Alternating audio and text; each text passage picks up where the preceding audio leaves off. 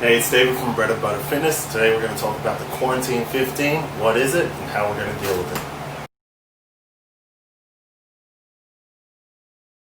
The best way I can describe Quarantine15 is with this picture right here.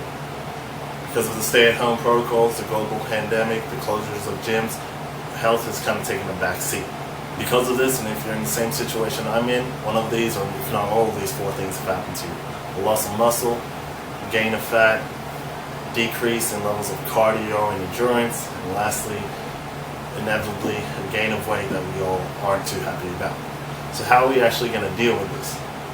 Just like the freshman 15 and the dad bod, the Quarantine15 is just due to circumstances that have caused lack of motivation or lack of discipline, and now we have to resort to getting back into shape the fastest way possible, or for some people getting into shape the first time.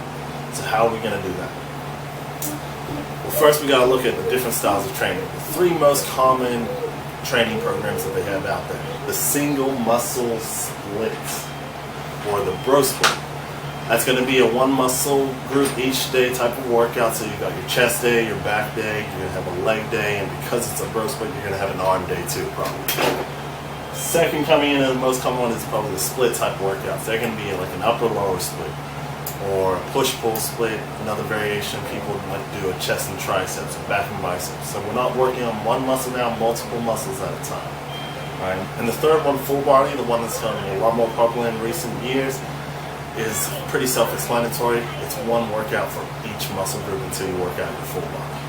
Now, which of these is superior? Which of these is actually going to get us into shape fastest? That's what we want to know.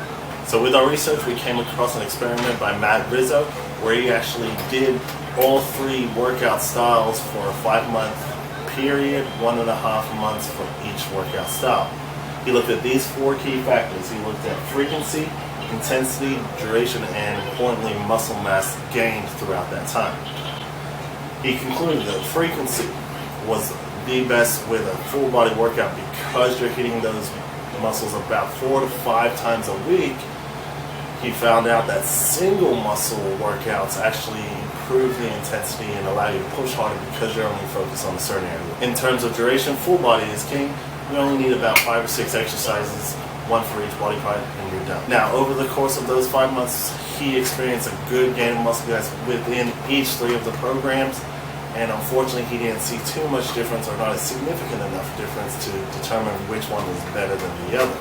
Of course, with all of these 3 workouts, if you do them consistently and you pair them with good nutrition and a good amount of sleep, you're going to see some good results. We came across an experiment by Brad Schofield where he took 19 men and he took 9 of them to do the bro splits, and then he took 10 of them to do the full body split. Schofield found that the flexor muscle in the forearms of the men doing the full body workout increased by 1.1 millimeters compared to that of the bro split workout. Why would this actually happen? Simple answer is your forearms are getting used more.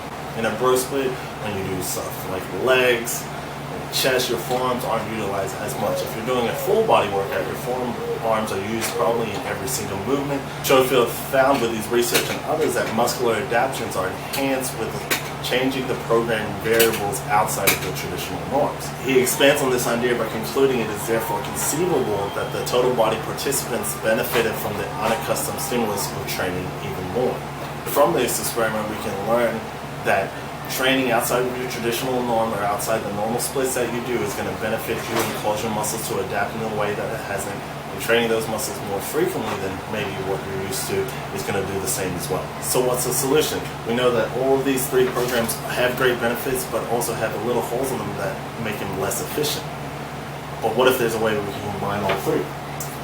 True to bread and butter fitness fashion, we took the traditional norms and we created a new type of workout called total body emphasis training. To keep it simple, total body emphasis training is working on one muscle group at a time, but only doing total body workouts with that muscle. So instead of doing just a bent over row that just targets the back, we're going to do something like a single leg bent over row that targets the back, but also works on the legs, the balance, the core, the knees, the ankles, all the way down. So we're emphasizing that one muscle so we can place intensity on it, but we're not forsaking the other muscles that also need to get worked on as well. By creating a program that works on the single muscle and the total body at the same time, we can increase the frequency of the muscles getting hit, we can lower the duration of the time you're working out, The intensity is still there. You're still focusing on that one muscle group, and the muscle mass we know is going to come. Now, we created a program called Back to Form that works on total body emphasis training and introduces you to that concept. Now, this program comes out on June 1st. It's going to be uploaded on YouTube Monday, Tuesday, Thursdays, and Fridays. There's going to be 4 workouts a week with an option of a 5th workout if you want to. It's a 4-week program. After the 4 weeks, we are going to upload the PDF version free to everyone. Now, there's 3 things you got to do before you start the workout. 1, figure out what equipment you're working with. So with all these exercises, a lot of them are going to be new to you. We are going to do a weighted version, we're going to do a resistant band version, and where we can, we're going to do a body weight version as well. Second thing you got to do is take a progress pic. For most of us, we're not going after a certain weight, we're going after a certain look. Now for me, Quarantine, I gained 30 pounds, so this is my before pic. The reason why we're not using weights, again, we're not going after a certain weight. Most of us are going after feeling good and looking good and feeling healthy and just getting back into shape, and the weighing scale is not going to show that. Third and very last thing you got to do is figure out what days you're working out. Videos will be uploaded Monday, Tuesday, Thursday, and Friday, but that doesn't mean you have to work out those days. Just keep tabs on that. Figure out 5 days that you could work out, 4 that you are, and that 5th one is optional if you miss a day or if you want to do that 5th workout that we have planned as well. Other than that, stay tuned to Bread and Butter Fitness on Facebook, Instagram, and YouTube to keep up to date with this program and this workouts. There is going to be some prizes involved, and I'll give you more news on that.